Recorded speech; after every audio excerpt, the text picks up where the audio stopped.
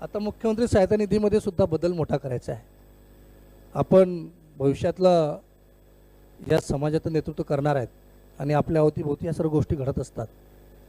आज आरोग्य म्हटलं की तो गरिबी श्रीमंती पाहत नसतो आणि प्रॉपर कुठे करावं, कुठे ट्रीटमेंट प्रॉपर होईल याची सुद्धा रचना माहीत नसते. म्हणून आता मुख्यमंत्री सहायता निधी मोठा बदल आपण या ठिकाणी करतोय.